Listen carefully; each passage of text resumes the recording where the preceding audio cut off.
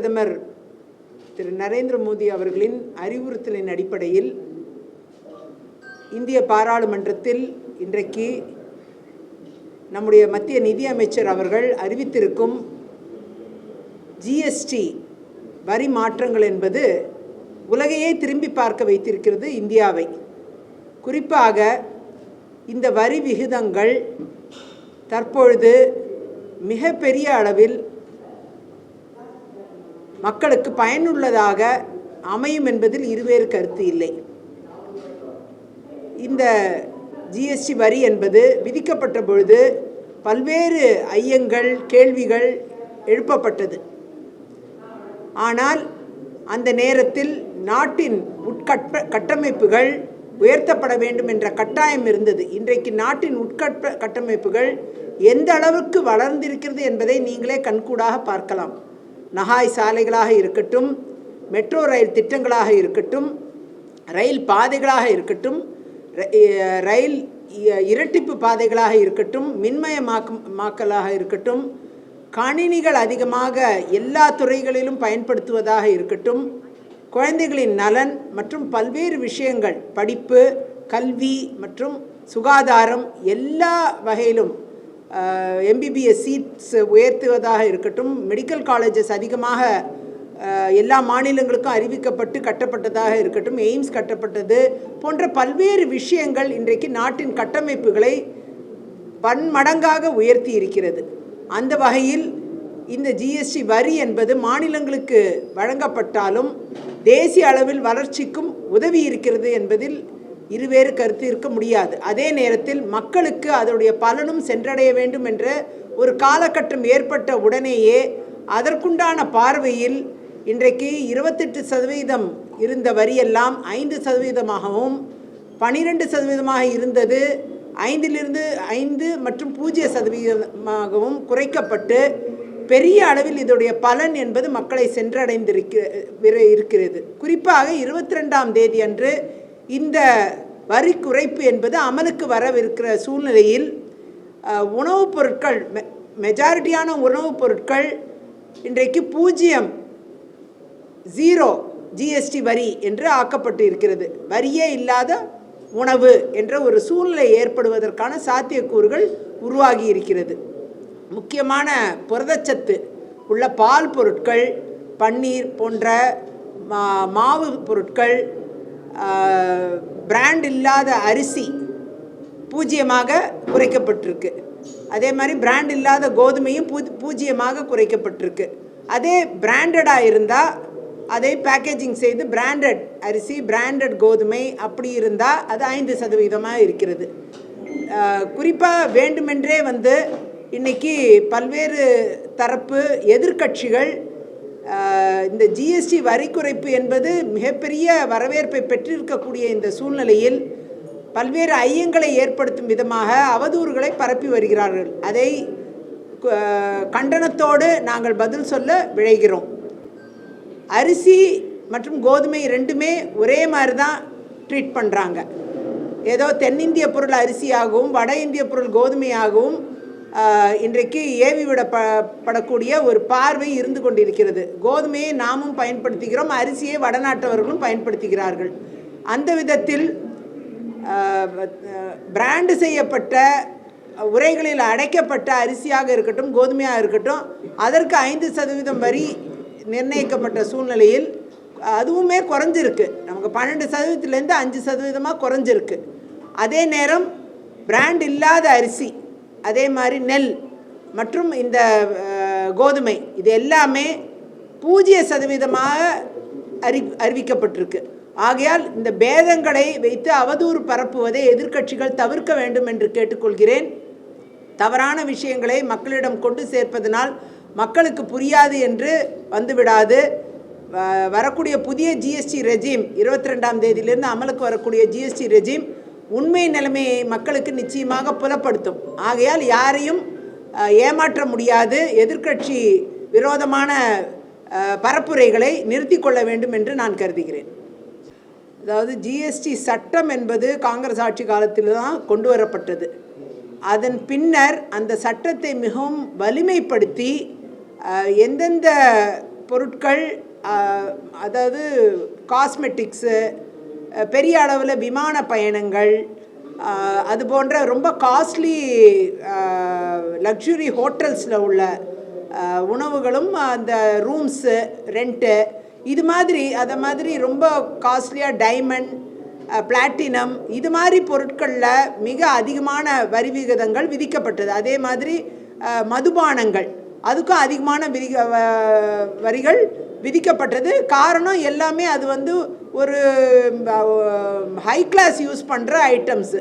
ஆகையால் அதில் வரிகள் அதிகமாக தான் இருந்தது, அது நான் இல்லைன்னு சொல்ல மாட்டேன். ஆனால் அதே நேரம் நடுத்தர மக்களும் சாமானிய மக்களும் ஏழைகளும் பயன்படுத்தக்கூடிய பொருட்களுக்கு கிட்டத்தட்ட 0 வரியாக இன்றைக்கி பாரதிய ஜனதா ஆட்சி, பிரதமர் மோடி அவர்களின் தலைமையிலான ஆட்சி, திருமதி நிர்மலா சீதாராமன் அவர்கள் அறிவிப்பு என்பது 0 உணவுப் பொருட்களுக்கு 0 இன்றைக்கி இருக்குது. அதாவது பழங்களாக இருக்கட்டும், மக்கள் பயன்படுத்துகிற மருந்து பொருட்கள், குறிப்பாக கேன்சருக்கு உண்டான மருந்து பொருட்கள் எல்லாம் இன்றைக்கி 12லேருந்து 5% 2 வரியான வரிகள் அதில் இருந்தது.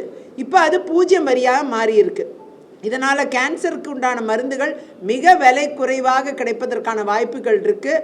அதே மாதிரி மக்கள் மருந்தகம், மத்திய அரசுடைய மிக சிறந்த திட்டமாகிய மக்கள் மருந்தகத்தில் கேன்சருக்கு உண்டான இந்த மருந்துகள் இன்னும் 50% விலையிலையும் 25% விலையிலையும் கிடைக்க வாய்ப்பு இருக்குது. ஆகையால் வரி குறைப்பு மட்டும் இல்லை, விலையும் ரொம்ப குறைவதற்கான சாத்தியக்கூறுகள் இருக்குது. ஆகையால் இப்போ ஆங்கில மருந்துகள் மற்றும் ஆயுர்வேத மருந்துகள் இது எல்லாமே 12%லேருந்து 18%லேருந்து 5% குறைந்திருக்கிறது. சில மருந்துகள், குறிப்பாக சத்து மருந்துகள், அதெல்லாம் 0% கூட ஆகிறதுக்கு வாய்ப்புகள் இருக்குது. ஆகையால் இப்போ நமக்கு வந்து செலவினம் என்பது ஒரு சாமானிய குடும்பம் 1000 ரூபாய் வரைக்கும் உணவுப் பொருட்களில் ஒரு மாதத்துக்கு, சாமானிய ஏழை குடும்பம் 1000 ரூபாய் வரைக்கும் ஒரு மாதத்துக்கு மிச்சம் பிடிக்கலாம். அதே மாதிரி கழிவறைக்கு பயன்படுத்துகிற சுத்தம் செய்யும் பொருட்கள், இந்த பொருட்கள், வீடு சுத்தம் செய்யும் பொருட்கள், இதையெல்லாம் நாம் வந்து சராசரியாக ஒரு குடும்பத்திற்கு, ஒரு நடுத்தர ஏழை குடும்பத்திற்கு 100லிருந்து 300 ரூபாய் வரைக்கும் நமக்கு அந்த வரியே குறையிறதுக்கான வாய்ப்புகள் இருக்குது. அதே மாதிரி பார்த்திங்கன்னா ஒரு 500 ரூபாய் வரைக்கும் சாதாரணமாக விலை குறைப்பு என்பது ஏற்படுறதுக்கு வாய்ப்பு இருக்குது. இதனால் ஒரு சாமானிய குடும்பத்துக்கு 1800 ரூபாய் நமக்கு அடுத்த மாதத்திலிருந்து குறைவதற்கான, சாமானிய குடும்பத்திற்கு, நடுத்தர குடும்பம் மற்றும் அடிமட்ட மக்களுக்கான ஒரு வரி குறைப்பு என்பது இந்த அளவுக்கு இருக்கும். ஆகையால் அது ஒரு பெரிய விஷயமாக நான் பார்க்குறேன். அந்த வகையில் செலவினம் குறைய சேமிப்பும் அதிகமாகும். சேமிப்பு அதிகமாக மக்களுடைய வாழ்க்கை திறன் அதிகமாகும். வருடாந்திர ஏர்னிங் கெப்பாசிட்டி, ஒருவருக்கான அந்த சம்பளம் என்பது கையில் அதிகமாக இருக்கக்கூடிய வாய்ப்புகள் இருக்கிறது. நல்ல பொருட்களை, நல்ல வாழ்க்கையை, இன்னும் தரமான வாழ்க்கையை அனுபவிக்கிறதுக்கு மக்களுக்கு வாய்ப்புகளை இது ஏற்படுத்தி தருங்கிறது என்னுடைய நம்பிக்கை. மீன் தொழிலுக்கும் மிக முக்கியத்துவம் இந்த ஜிஎஸ்டி வரியில் அளிக்கப்பட்டிருக்கு. தொழில்துறையிலையும் பெரிய அளவில் எம்எஸ்எம்இ, குறிப்பாக medium enterprise and small enterprise, சிறு குறு தொழில்கள் வளர்வதற்கான அனைத்து சாத்தியக்கூறுகளும் ஏற்படுற அளவுக்கு ஜிஎஸ்டி வரி குறைப்பு என்பது எம்எஸ்எம்இ துறையிலையும் பெரிய அளவில் இருக்கக்கூடிய இந்த சூழ்நிலையில் நாம் இதை மிகவும் அன்போடும் ஆதரவோடும் அரசாங்கத்தை வாழ்த்தியும் இன்றைக்கி வரவேற்கக்கூடிய சூழ்நிலையில் அனைத்து கட்சிகளும் வரவேற்றிருக்காங்க. இல்லை, அதாவது மத்திய அரசு கட்டமைப்புகளை இந்தியா முழுக்க தமிழ்நாடு என்று பிரித்து பார்க்காமல், கேரளா என்று பிரித்து பார்க்காமல், மேற்கு வங்கம் என்று பிரித்து பார்க்காமல், தில்லி என்று பிரித்து பார்க்காமல், ஒரு சேர குஜராத் என்று பிரித்து பார்க்காமல், ஒரு சேர அனைத்து மாநிலங்களும் வளரக்கூடிய அளவிற்கு இன்றைக்கு மெட்ரோ திட்டங்களாக இருக்கட்டும், நீர்நிலை திட்டங்களாக இருக்கட்டும், நகாய் சாலைகளாக இருக்கட்டும், எல்லா கட்டமைப்புகளும் ஒரே மாதிரி உயர்த்துகிற இடத்தில் மத்திய அரசின் நிதியம் என்பது ரொம்ப அவசியமான ஒன்று. அதே நேரம் மாநில அரசின் பங்களிப்பு என்பது தந்து கொண்டு தான் இருக்கிறார். தமிழ்நாட்டில் 11 லட்சம் கோடி இது வரைக்கும் கொடுத்துருக்காங்க. மத்திய அரசோட நிதிகள் வழங்கப்பட்டிருக்கு. ஆனால் எல்லாத்தையும் வாங்கிக்கிட்டு கொடுக்கலங்கிற ஒரு அரசியலை தொடர்ந்து செஞ்சுக்கிட்டு இருக்காங்க தமிழ்நாடு அரசு.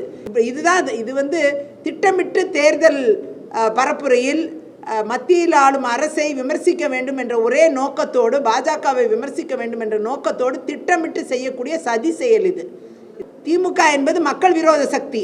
அதே மாதிரி திமுக என்பது தமிழன் விரோத சக்தி. தமிழ் மக்களை எதிர்த்து இன்னைக்கு தமிழ்நாட்டுக்கு வரி குறைப்பு வேண்டாங்கிறாங்க. இது என்ன நியாயம்? இது தமிழனுக்கு அந்த வரி குறைப்பு வந்து சேர வேண்டாமா? இது நியாயமான கேள்வி தானே இது? தமிழ் மக்கள் மட்டும் என்ன புறக்கணிக்கப்பட்ட மக்களா? அவங்களுக்கு இந்த வரி குறைப்பு என்பது சென்று சேரக்கூடாதா? திமுகவோட எண்ணங்கள் இப்போ புரியுது இல்லையா? அவங்களோட உண்மையான முகம் என்பது மக்கள் புரிந்து கொள்ள வேண்டும். தேர்தல் அறிக்கையை நிறைவேற்றிருந்தா ஏன் இவ்வளோ ஆன்டி இன்கம்பன்சி இருக்க போகுது? இன்றைக்கி தமிழ்நாட்டில் சிவியர் ஆன்டி இன்கம்பன்சி. மக்கள் வெறுப்பில் இருக்காங்க, நிறைய விஷயங்களில் கோபத்தில் இருக்காங்க. ஆனால் எதிர்கட்சிகள் பிரிஞ்சு கிடக்கிறத வச்சு தான் இவங்க ஜெயிக்க முடியுங்கிறது, இவங்க அதை தான் வியூகமாக வச்சுருக்காங்க. மக்களுக்கு நல்லது செஞ்சால் அதனால் நம்ம ஜெயிப்போங்கிறது அவங்களுக்கே நம்பிக்கை இல்லை. அதுதான் உண்மை. ஆனால் அதிமுக பாஜக கூட்டணி உறுதியாக இருக்கிறது. அதில் ஒன்றும் இருவேறு கருத்து இல்லை, அதில் உறுதியாக இருக்குது. பிற கட்சிகள் இன்னும் வந்து சேருவது நிச்சயமாக டிசம்பருக்குள்ளே எல்லாமே வந்து சேர்ந்து ஒரு ஸ்ட்ராங்கான மெகா கூட்டணி அமைவதற்கான சாத்தியக்கூறுகள் 100% இருக்குது. அதில் இருவேறு கருத்து இல்லை. நிச்சயமாக ஒரு மிகப்பெரிய பலம் வாய்ந்த கூட்டணியாக இருக்கும். பாஜகவும் அதிமுகவும் தேர்தலை மிகப்பெரிய பலத்தோடு சந்திப்பார்கள். அதில் மாற்று கருத்தே இல்லை. அது காங்கிரஸுக்கு நன்றாக பொருந்தும். உடைந்து போன கண்ணாடி காங்கிரஸ். ஏன்னா அதுக்குள்ள குரூப்பிசத்துக்கு அளவே கிடையாது. அந்த அளவுக்கு குரூப்பிசம் பண்ணி அந்த காங்கிரஸ் கட்சியை சுக்குநூறாக உடச்சிட்டாங்க. அது துண்டு துண்டாக உடஞ்சி போன கண்ணாடி அது. அந்த கண்ணாடியை வச்சுக்கிட்டு எதிரில் இருக்க கண்ணாடியை பற்றி பேச வேண்டிய அவசியம் இல்லை அவர். அதே நேரம் ஆமை புகுந்த இடம் வந்து காங்கிரஸ்குள்ளே திமுக புகுந்து தான் ஆமை புகுந்தா பார்க்கணும். இந்த அந்த ஆமை பெரிய ஆமை. அது உள்ள புகுந்து காங்கிரஸை ஒன்றுமில்லாமல் ஆக்கி தரமட்டமாக இன்றைக்கி உட்கார வச்சுருக்குன்னா காரணம் அது எவ்வளோ பெரிய ஆமையாக இருக்கும், எவ்வளோ பெரிய ஆபத்தாக இருக்குங்கிறத அவங்க காங்கிரஸ் புரிஞ்சுக்குவாங்கன்னு நான் நினைக்கிறேன். அதுதான் நான் நம்புகிறேன்.